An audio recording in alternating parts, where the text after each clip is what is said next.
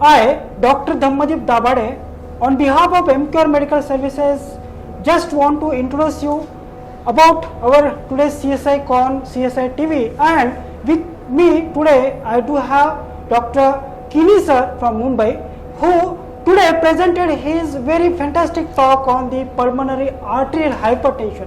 So, without taking any time, I would like to just ask sir about his take-home message for all the audience from his talk. Sir, please. Thank you, Deep.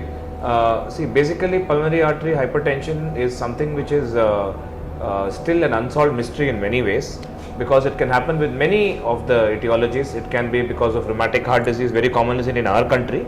It can also be because of congenital heart diseases, because children are not attended to at a younger age. It can also be because of ischemic heart disease. So there is a lot of spectrum to be discussed in pulmonary arterial hypertension.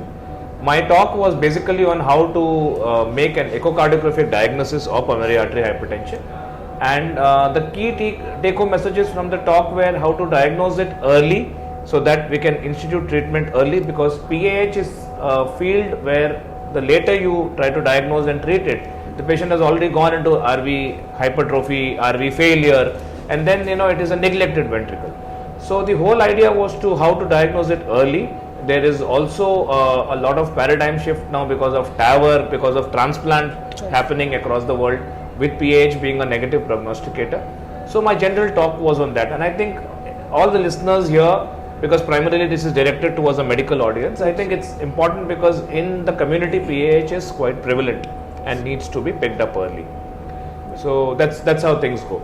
The other talk that I'm giving tomorrow, yes, sir, is actually on on echocardiography, in which we have taken a very rare case of a child who incidentally also having PAH was diagnosed late, and then we went ahead and closed with the device, doing appropriate investigations. It's sort of a lead on from today's talk.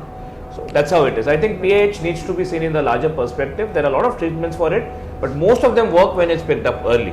So early diagnosis is the key, and I think everybody here who's listening to this, it just takes an echo machine and a good physical diagnosis. That's all it needs.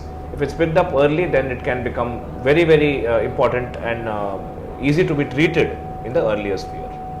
Well noted, sir. Hope it will be benefited to all the clinicians across country who are listening to this, and I am very thankful for your time and discussion. Nothing. Thank you. Thank you so much. Thank you.